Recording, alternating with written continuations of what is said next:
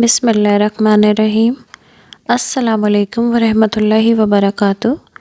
ہمارے YouTube channel پر خوش آمدید، جہاں آپ کو ملیں گی خوفناک کہانیاں اردو زبان میں، خوفناک کہانیاں، پراسرار حقیقی کہانیاں، سنسنی خیز کہانیاں۔ اگر آپ ان کہانیوں کے شوقین ہیں تو یہ چینل آپ کے لیے ہے۔ ہماری کہانیاں سننے کے لیے سبسکرائب کریں اور اپنی پسندیدہ ویڈیوز کو لائک اینڈ شیئر کرنا نہ بھولیں۔ آج کی ہماری کہانی کا نام ہے برف کی اندھیری رات۔ یہ کہانی ایک نوجوان لڑکے سلمان کی ہے، جو شمالی علاقوں کے ایک گاؤں میں رہتا تھا۔ سلمان ایک بہت ہی بہادر لڑکا تھا، جو مشکل حالات کا سامنا کرنے سے کبھی نہیں ڈرتا تھا۔ لیکن ایک برفانی اور اندھیری رات نے اس کی بہادری کو خوف میں بدل دیا۔ یہ سردیوں کی ایک شدید یخ بستہ رات کا واقعہ ہے، اور برفانی طوفان جب پورے گاؤں کو اپنی لپیٹ میں لے چکا تھا، سلمان نے اپنے دوست کے گھر سے واپس آنے کا فیصلہ کیا۔ حالانکہ راستہ بہت لمبا اور خطرناک تھا، گاؤں کے بزرگوں نے اسے خبردار بھی کیا تھا کہ برفانی راتوں میں جنگل کے قریب نہ جانا، لیکن سلمان نے ان باتوں کو بالکل نظر انداز کر دیا تھا۔ راستے میں سلمان نے محسوس کیا کہ ہر طرف گھنی خاموشی چھائی ہوئی ہے۔ برف پر چلنے کی آواز بھی اس کو بہت عجیب لگ رہی تھی، جیسے کوئی اس کے پیچھے چل رہا ہو۔ سلمان نے پلٹ کر دیکھا، لیکن دور دور تک کوئی نظر نہیں آیا۔ اس نے سوچا یہ اس کا وہم ہے، اور سفر اس نے جاری رکھنے کا ارادہ کیا۔ جیسے ہی سلمان جنگل کے قریب پہنچا، اس نے دیکھا کہ ایک سایہ برف پر حرکت کر رہا ہے۔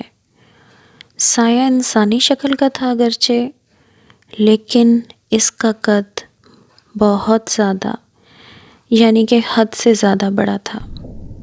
سلمان کی ہمت بالکل جواب دے رہی تھی، کیونکہ ایک تو شدید سردی کا موسم، برف باری، اوپر سے یہ خوفناک سایہ، لیکن اس نے قدم تیز کر لیے۔ اچانک اس نے جنگل کے اندر سے ایک بہت گہری اور معمولی ہلکی سی آواز سنی۔ آواز اتنی عجیب تھی کہ سلمان کا دل دہل گیا۔ ایسا لگ رہا تھا جیسے کوئی اسے بلا رہا ہو، سلمان واپس آ جاؤ۔ یہ آواز بہت دھیمی تھی، لیکن واضح طور پہ اس کو اپنا نام سنائی دے رہا تھا۔ سلمان نے ہمت کر کے جنگل میں جھانکا، لیکن اندھیرے میں اسے کچھ دکھائی نہیں دے رہا تھا۔ سلمان نے جلدی سے گھر کی طرف دوڑنے کا فیصلہ کیا، لیکن جیسے ہی وہ برفانی راستے پر دوڑا، اس کے سامنے اچانک سے ایک انسانی شکل واضح ہو گئی۔ وہ ایک سفید لباس میں لپٹی ہوئی عورت تھی، جس کے بال برف سے ڈھکے ہوئے تھے، اور اس کی آنکھیں سرخ انگاروں کی طرح چمک رہی تھیں۔ تم یہاں کیوں آئے ہو؟ عورت نے بہت دھیمی لیکن ایک خوفناک آواز میں اس سے پوچھا۔ سلمان کے قدم جیسے جم گئے تھے، اور اس کی زبان بالکل خاموش ہو گئی تھی۔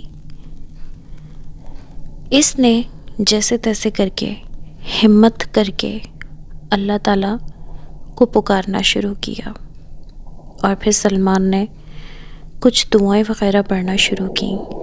اس نے کلمہ طیبہ کا ورد شروع کیا، اور اس نے اپنی ہمت کو باندھتے ہوئے آیت الکرسی کو جیسے ہی شروع کیا، وہ عورت چیخنے لگی اور برف کے طوفان میں اچانک سے غائب ہو گئی۔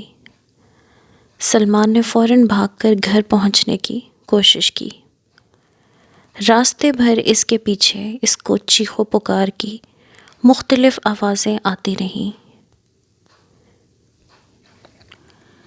گھر پہنچ کر سلمان نے ساری بات اپنی دادی کو سنائی۔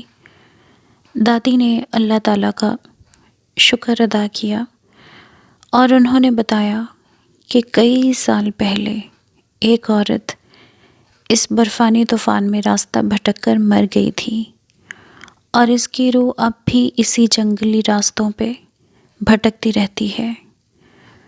وہ ہمیشہ ان لوگوں کو ڈراتی ہے اور اپنا نشانہ بناتی ہے جو آدھی رات یعنی تقریباً رات کے 12 بجے کے بعد اور شدید برف باری میں تنہا سفر کرتے ہیں یا اس کے علاقے میں رات کے 12 بجے کے بعد داخل ہوتے ہیں۔ اس رات کے بعد سلمان نے کبھی برفانی رات میں اکیلے سفر نہ کرنے کا وعدہ کیا۔